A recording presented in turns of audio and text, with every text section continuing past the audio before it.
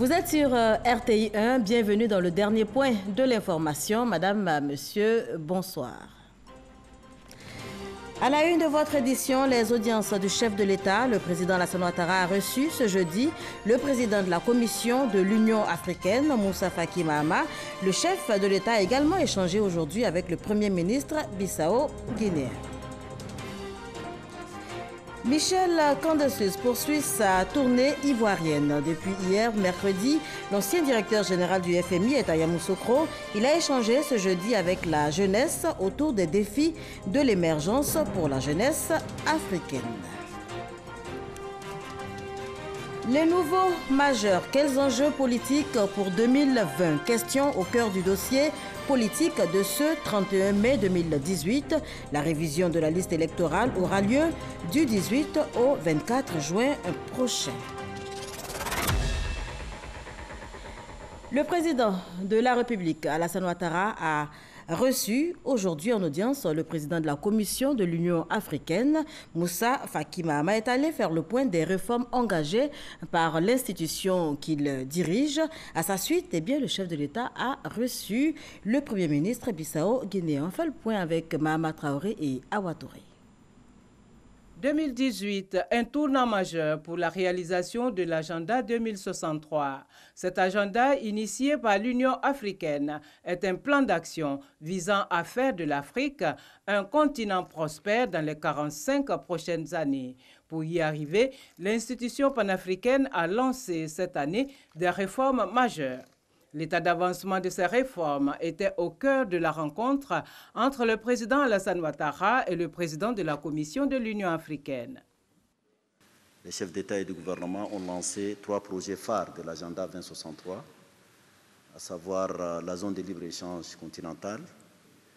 Il y a également le protocole sur la libre circulation des personnes et du passeport africain et également le marché unique de transport aérien en Afrique. Vous savez que le président Ouattara est le champion dans la mise en œuvre de l'agenda 2063. Donc, je suis venu m'entretenir avec le président. Je peux vous dire que ces projets avancent. Nous commençons déjà à enregistrer les ratifications pour ce qui concerne l'accord sur la zone de libre-échange continentale. Nous sommes également à peu près d'un mois du sommet ordinaire de l'Union africaine qui va se tenir à Nouakchott. Et donc, j'ai échangé également. J'ai recueilli les conseils et les orientations du président Alassane Ouattara. Sur l'ordre du jour, nous avons également la réforme qui avance. Et je pourrais dire, et j'en remercie chaleureusement le président, la Côte d'Ivoire, qu'il s'agisse des aspects financiers ou institutionnels, est à l'avant-garde de cette importante réforme de l'Union africaine. Le chef de l'État et son hôte ont également abordé l'actualité du continent et notamment l'évolution de la situation politique en Guinée-Bissau. D'ailleurs, le tout nouveau Premier ministre de ce pays est arrivé ce jeudi à Abidjan. Reçu au palais présidentiel, Aristide Gomez affirme que son pays se remet progressivement sur la voie de la stabilité. La Côte d'Ivoire est toujours restée du côté de la Guinée-Bissau et a toujours pu accompagner la Guinée-Bissau dans des moments difficiles. Le président Ouattara demeure toujours la clé de voûte, n'est-ce pas, de ce processus d'accompagnement de la Guinée-Bissau en vue de la stabilisation pour que la Guinée-Bissau puisse se retrouver dans ses efforts de reconstitution de l'État en vue d'un développement économique et social. Pour rappel, Aristide Gomez a été nommé Premier ministre de la Guinée-Bissau le 14 avril dernier à l'issue du sommet extraordinaire de la CEDEAO, Communauté économique des États de l'Afrique de l'Ouest. Michel Candesus poursuit sa tournée ivoirienne depuis hier, mercredi. L'ancien directeur général du FMI est à Yamoussoukro. Il a échangé ce jeudi avec la jeunesse autour des défis de l'émergence pour la jeunesse africaine. C'était en présence du vice-président de la République, Daniel Kablan-Decan, et de quelques membres du gouvernement. Jean-Jacques Kwambeala. Pour sa deuxième conférence depuis son arrivée ce lundi, l'ancien directeur général du Fonds monétaire international, Michel Candesu, a fait cette précision face aux jeunes. La Côte d'Ivoire est au seuil de l'émergence. Quand je vois un pays croître sans inflation et avec endettement maîtrisé au rythme d'environ 8 à 9%, je dis qu'en effet, il entre dans l'émergence et il va devoir désormais se colter non seulement avec ce qui reste encore, et il y en a beaucoup, de pauvreté dans votre pays, mais avec le changement de modèle de production, une industrialisation tournée évidemment vers beaucoup plus de transformation, mais aussi d'accession aux secteurs les plus pointus des productions industrielles grâce à une recherche de qualité. Tout ceci est en train de se mettre en place, tout ceci est en train de se produire, et c'est la raison pour laquelle je pense que le seuil vers l'émergence est en train d'être franchi, et c'est une grande victoire pour votre pays. Après cette précision, l'ancien patron du FMI a donné sa vision du continent africain à l'horizon 2050. Un continent avec plusieurs opportunités, une démographie d'environ 2 milliards à 500 000 habitants, une croissance annuelle de plus de 3% par an, une percée des économies émergentes, une urbanisation galopante de la population et surtout une explosion des classes moyennes. La question pour Michel Kandessou, c'est comment l'Afrique y va avec toutes ces opportunités. Cela passe par une lutte contre la pauvreté, le renouvellement de la gouvernance mondiale, le changement des cultures et une finance plus proche de l'économie. Pour le conférencier, le nouveau départ du continent africain passe par un changement du modèle économique. Le modèle économique d'aujourd'hui est maintenant désuet. Il ne cadre pas avec ce que nous savons des avancées du monde. Eh bien, le fait que nous soyons obligés de revoir nos modèles économiques est peut-être une bénédiction. Ils peuvent être meilleurs, ils pourront mieux être tournés vers la promotion des plus pauvres. Ce vendredi, l'ancien directeur général du FMI va prononcer une conférence, toujours à Yamoussoukro, sur les thèmes paix et développement, enjeux du partenariat entre l'Europe et l'Afrique. Retour ici à Abidjan où la Chambre de commerce et d'industrie a organisé ce jeudi en partenariat avec le Forum économique mondial un séminaire régional. La compétitivité en Afrique de l'Ouest, état des lieux et perspectives, c'est le thème de cette conférence, de ce séminaire, séminaire tenu en présence du Premier ministre. Amadou Gon Coulibaly a expliqué à l'occasion les réformes engagées par le gouvernement. Jean-Louis Bambo. Regard croisé de la Chambre de commerce et d'industrie de Côte d'Ivoire et du Forum économique mondial sur la compétitivité de l'économie ivoirienne. La tenue de ce séminaire est l'occasion pour les différents acteurs des secteurs publics et privés d'échanger sur les réformes mises en œuvre en vue d'améliorer l'environnement des affaires. L'enjeu pour nous est bien sûr de doter notre pays d'un avantage comparatif au sein de la sous-région, en Afrique et dans le monde. Ce séminaire en Afrique de l'Ouest vient à point nommé, car il se situe dans un contexte relativement favorable, où la croissance du PIB dans l'UEMOA se situe à un niveau encourageant comparativement à la plupart des espaces économiques dans le monde. Si la compétitivité de l'Afrique de l'Ouest a stagné au cours de la dernière décade, certaines économies, comme celle de la Côte d'Ivoire, ont connu une croissance rapide. Ceci en raison des réformes engagées par le gouvernement ivoirien. Le gouvernement ivoirien a mené des réformes visant à améliorer l'environnement des affaires à travers notamment la simplification et la dématérialisation des procédures administratives. Il y a également au titre de la gouvernance, la mise en place de la haute autorité pour la bonne gouvernance et la mise en place récente de la Cour d'appel du commerce le 17 mai dernier. En Côte d'Ivoire, nous investissons annuellement 30% du budget de l'État dans le financement des infrastructures. En ce qui concerne l'éducation, nous allouons plus d'un tiers de notre budget annuel aux dépenses sociales, en particulier dans les domaines de l'éducation et de la santé, en mettant l'accent sur l'égalité des sexes. Malgré un environnement économique difficile, la Côte d'Ivoire continue de maintenir son taux de croissance. Celui-ci était de 7,8% en 2017. Organisé en collaboration avec le Forum économique mondial, ce séminaire est le premier du genre à se tenir en Afrique de l'Ouest francophone. Il marque la volonté de cette organisation internationale de se rapprocher de la réalité du terrain et de s'imprégner de l'expérience de ses membres. On poursuit en images. La mise en place du collège des producteurs de la filière EVA prend un tournant décisif avec le lancement ce jeudi 31 mai du processus de recensement des producteurs à la place Elengan, c'est à Boisseau. Les producteurs des 18 régions ont 25 jours à compter donc de demain, vendredi 1er juin 2018, pour se faire recenser afin de reconstituer la base de données des producteurs. Toute chose, notez-le, qui permettra l'établissement d'un listing électoral fiable, puis suivra l'organisation d'élections afin donc de désigner le représentant des producteurs dans le collège de l'interprofession de la filière EVA. Les nouveaux majeurs, on en parle à présent. Quels enjeux politiques pour 2020? Question au cœur du dossier politique de ce jeudi 31 mai 2018.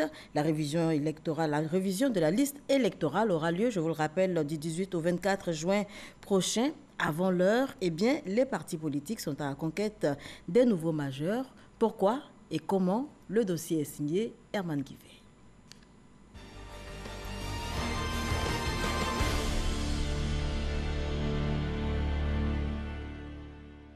22 mai 2018, commission électorale indépendante, les partis politiques invités à s'approprier la campagne d'explication et de sensibilisation qui s'inscrit dans le cadre de la révision de la liste électorale, avec comme cœur de cible les nouveaux majeurs. Cette opération devra permettre de recenser de nouveaux majeurs qui viennent d'avoir 18 ans révolus, ainsi que d'anciens autres qui n'avaient pas encore jugé utile de se faire inscrire sur la liste électorale ou ne l'avaient pas encore pu pour une raison ou une autre. Commence alors l'opération séduction engagée par les partis politiques auprès des nouveaux majeurs, cette potentielle population électorale qui a bien conscience du filon d'or qu'elle représente. C'est comme une brique dans une maison. Nous ne sommes pas la maison, mais nous sommes quand même la brique qui sert à construire la maison. Est désigné comme nouveau majeur toute personne qui vient d'avoir ses 18 ans. Mais voilà, quand on a 18 ans, on n'est pas toujours intéressé par les champs de la politique. Bon, en tant que jeune, ça ne m'intéresse pas trop. Mais bon, c'est la vie de la Côte d'Ivoire, donc il faut y participer. Parfois, il y a d'autres présidents qui viennent disent qu'on va venir, on va faire tant, mais quand ils viennent, on ne voit rien. On ne voit rien, donc c'est ce qui nous décourage. Que représente cette population évolutive en termes de chiffres? Pour le savoir, direction les locaux de l'INS, l'Institut national de la statistique, ou des méthodes de projection pour envisager ces chiffres à l'horizon 2020 et même 2030 existent sur la base du recensement général de la population et de l'habitat de 2014. En 2018, actuellement, nous devons pouvoir avoir 1 393 070 nouveaux majeurs. Et en 2019, nous devons avoir 1 903 921. Ce qui fait qu'en 2020, tout cela mis ensemble, nous allons pouvoir totaliser avec l'estimation du RGPH 2 407 790. C'est une population importante et qui va se déverser sur l'ensemble des 18 ans et plus, qui va totaliser en 2020 environ 13 894 205 personnes, ce qui représente près de 53% de la population en 2020. 13 894 205 personnes, soit 53% de la population en 2020. De quoi aiguiser davantage l'appétit des partis politiques qui ne lésineront pas sur les moyens pour s'arracher les faveurs de cette manne électorale. Au PDCI, Parti démocratique de Côte d'Ivoire, on se prépare à investir le terrain. Nous nous appuyons sur nos démembrements et nous sommes en train de nous organiser à nous déployer sur le terrain. Et nous-mêmes, nous avons, au niveau de la jeunesse du PDCDA, nous avons une caravane, nous avons une grande réunion et à partir de cette réunion, la semaine prochaine, nous allons envahir le territoire à partir de Dabou. Au rassemblement des Républicains, côté rue Le Pic, les rencontres entre collaborateurs s'enchaînent, les propositions d'approche se multiplient. Aujourd'hui, de plus en plus de jeunes s'intéressent à tout ce qui touche la vie de la nation, tout ce qui les touche directement ou indirectement, mais ils le font soit à travers les réseaux sociaux ou à travers la participation à des activités et autres. Mais tout cela n'aura de sens que s'ils sont réellement électeurs. Nous avons eu une série de réunions, des manifestations de sensibilisation sont en cours. Les différents départementaux du RDR ont été instruits par la direction du parti pour prendre toutes les dispositions dans les différentes localités et faire en sorte que le maximum de nos sympathisants au nom du RDR et du RHDP soient inscrits sur la liste électorale. Côté UDPCI, on a bien conscience du volume électoral que représentent ces futurs électeurs. Le sujet est d'une importance capitale et ils ont choisi de mettre en exergue l'expression de l'acte citoyen. Pour l'UDPCI, c'est une frange importante de la population qu'il faut écouter, dont il faut tenir compte, qu'il faut inclure dans l'offre politique à faire aux Ivoiriens. C'est pour ça que nous organisons des missions qui vont partir sur le terrain, non seulement pour les sensibiliser, mais aussi pour amener nos responsables locaux à les prendre en charge dans tout le processus qui conduira donc à la révision de la liste électorale. Des nouveaux majeurs, conscients et bien au fait des attentes du politique. Ça consiste d'abord à s'inscrire, nous jeunes qui avons l'âge de 18 ans, qui sommes propres à voter, aller aux urnes et donner la voix au président que tu veux qu'il soit élu. Un langage en adéquation avec celui des partis politiques, campagne de sensibilisation et de proximité intensive. Le regard de notre expert. Les partis politiques, pour intéresser la jeunesse, puisque c'est le plus grand défi, vont essayer de mettre en place un système de sympathie. Alors la sympathie, pourquoi? Parce que les jeunes sont sensibles à tout ce qu'il y a comme discours empathique, notamment pour comprendre les difficultés, les aspirations. Il faut cette fois-ci tenir compte de nouveaux paramètres. Cette jeunesse est une jeunesse instruite, assez critique, et qui jugera d'abord les partis politiques sur la base de leur programme politique. Que convient-il de dire ou de ne pas dire, de faire ou de ne pas faire? Comment intéresser de ce point de vue-là les jeunes à la politique? Il faut que les partis politiques aient la capacité de pouvoir prononcer un discours empathique, qui n'est pas moralisateur, comme d'habitude. Il faut un discours qui se rapproche de la jeunesse, de sa culture, de son langage, de ses aspirations politiques. Et chez les jeunes, il y a une volonté générale de s'impliquer aussi dans la vie politique. Il faut en tenir compte. Ils seront ménagés et courtisés au regard de ce qu'ils représentent dans la balance électorale.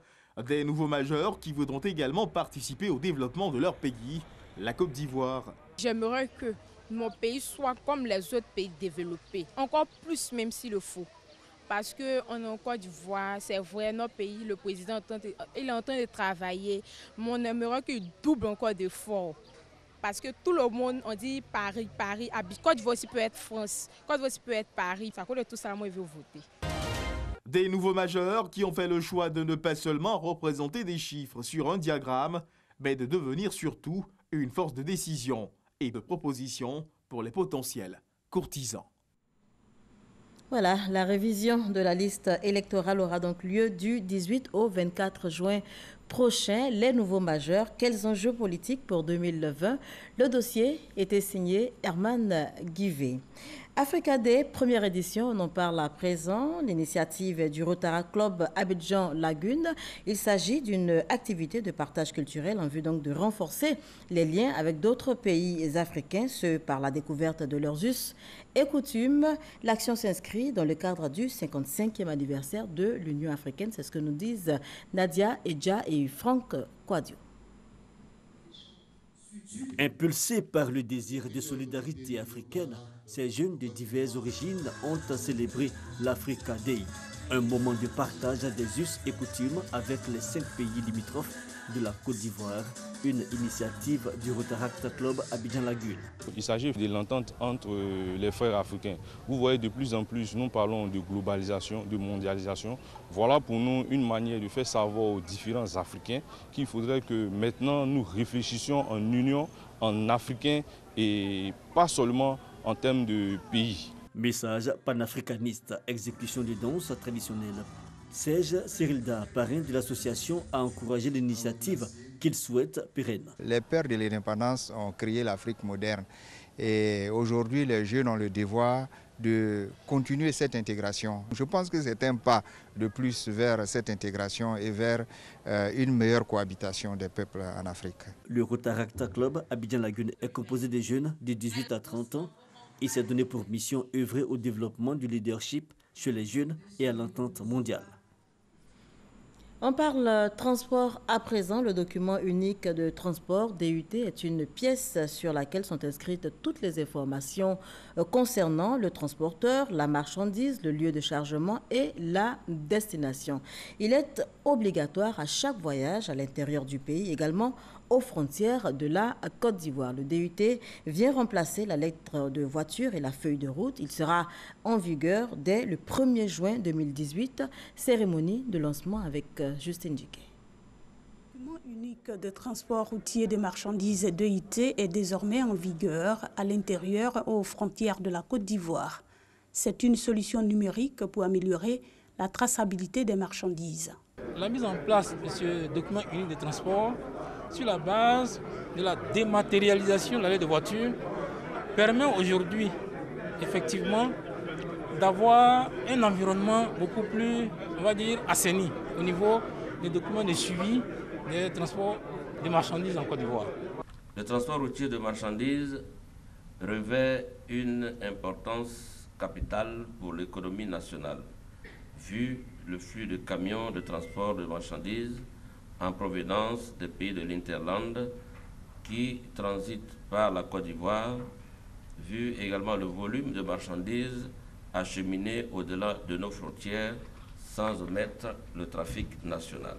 Le DUT coûte 2500 francs CFA, se crée en ligne sur les sites www.oic-dut.com ou www.oic.ci. Les transporteurs routiers de marchandises sont appelés à s'approprier le document. C'est toutes les parties prenantes aujourd'hui qui doivent se donner la main pour que véritablement les intérêts recherchés par la mise en œuvre de ce DUT-là soient retrouvés en termes de fluidité routière, en termes de tarifs de transport, en termes de saine gestion et en termes de lutte contre les corsaires qui vraiment détériorent aujourd'hui, banalisent aujourd'hui le transport de marchandises en Côte d'Ivoire. Les propriétaires de marchandises saluent la création du document mais sont sceptiques quant à la mise en œuvre pratique. Nous sommes les premiers concernés par rapport aux transporteurs parce que c'est nos marchandises qui sont transportées et c'est nous qui payons. Lorsque vous prenez un document DUT à Abidjan, que vous allez à Bouaké, si les camions tombent en panne en cours de route, vous faites un transbordement. Vous n'avez plus le document, ne répondra plus parce que ce ne sera pas le même numéro de camion. Qu'est-ce qu'il faut faire? Il faut prendre l'autre document en lieu et place ou bien continuer avec l'autre document. Et au niveau aussi des tracasseries routières, est-ce que ce document va répondre? Le DUT est obligatoire pour chaque chargement de marchandises. Tout transporteur routier de marchandises qui n'est pas muni au préalable de ce document ne peut effectuer de voyage.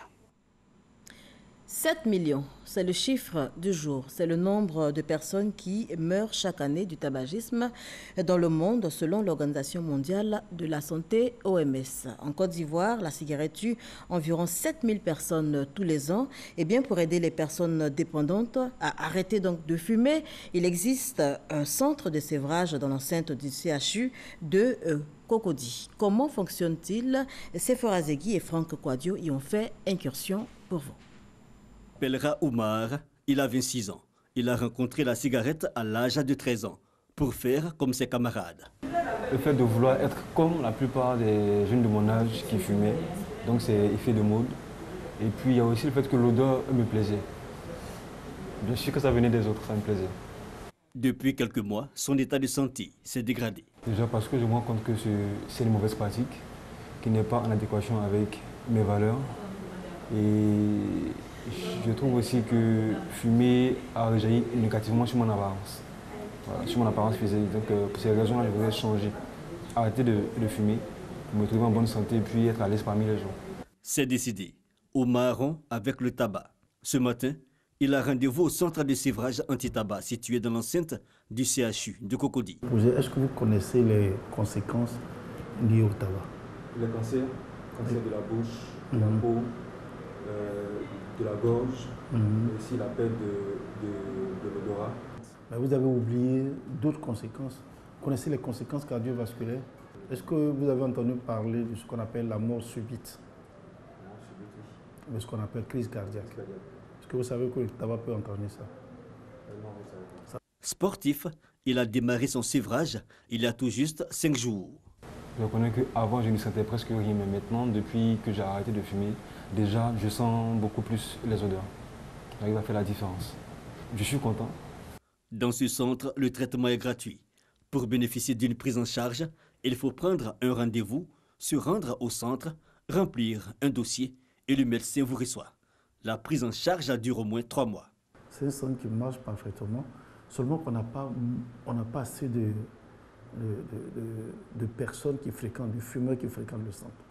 Sinon, ça marche. Ce que nous avons commencé, au début, on était un peu, peut-être à 25% des sévrés, mais je pense qu'on est monté avec le temps, on est monté aux alentours de 50 à 60% de sévrés. Moussa était un patient qui avait une addiction à la cigarette. Il est aujourd'hui sévré après une prise en charge de 3 mois dans ce centre. L'entretien, c'était le 7 février et il m'a demandé quand est-ce que j'étais prêt. Je l'ai dit le lendemain à mon réveil. Donc depuis le 8 février jusqu'à aujourd'hui, je n'ai pas encore pris une tige de cigarette. Le professeur m'a même donné des cachets de Nicorette. J'ai demandé, ça fait 27 000 et quelques. J'étais surpris quand il m'a donné. Le centre de sévrage anti-tabac existe depuis 2 ans. Plus d'une centaine de personnes y sont passées. Le programme national de lutte contre le tabagisme et les autres addictions, le PNLTA, avec le ministère, nous ont donné un stock de médicaments qu'on a utilisé. Mais ce stock est épuisé. Du coup, les malades qui viennent, on ne peut pas, même quand on a besoin de leur donner les médicaments, on ne peut pas. Et quand c'est comme ça, c'est difficile, le sévrage. Surtout que ceux qui viennent ici, ce ne sont pas des personnes qui sont riches. 14,6% de la population ivoirienne fume. Chaque année, 5000 personnes en meurent. Hors de chez nous, au Kenya, le président Uhuru Kenyatta et le chef de l'opposition Raila Odinga confirment leur volonté d'aller à la paix et à la réconciliation. Les deux hommes ont demandé pardon au peuple kenyan pour les propos tenus lors des élections controversées de 2017. Rappelons que les violences qui ont entaché le scrutin de 2017 ont fait au moins 100 victimes. Sport, football, pour terminer, Zinedine Zidane quitte Real Madrid contre toute attente. Zizou, comme on l'appelle affectueusement, quitte la Maison-Blanche avec un énorme palmarès bâti entre janvier 2012 et mai 2018. Salif Ouattara. La conférence de presse a été convoquée, Manu Militari, au centre d'entraînement du Real Madrid. Un secret bien gardé par Zizou qui laisse un héritage grandiose au club merengue. 3 coupes aux grandes oreilles, 2 coupes du monde des clubs de la FIFA, 2 supercoupes de l'UEFA, un titre de champion d'Espagne en 2017, arraché de haute lutte au rival, le FC Barcelone. Tout cela en 2 ans et 4 mois de présence sur le banc du Real Madrid. Jamais dans l'histoire, un entraîneur n'avait réussi à mettre le club madrilène à ce top niveau. Madrid m'a tout donné. Et je resterai toute ma vie près de ce club, quoi qu'il arrive. Mais ma décision, elle n'a pas de sens, elle n'est pas compréhensible pour beaucoup, mais pour moi, elle a du sens. Pour moi, c'est le moment de changer. Distingué meilleur entraîneur en 2017 par la FIFA, Zizou laisse derrière lui un club orphelin, dont l'héritage sera difficile à porter par son remplaçant. Voilà, départ inattendu de Zizou qui met un terme à ce journal. Merci de l'avoir suivi. Excellente soirée à vous.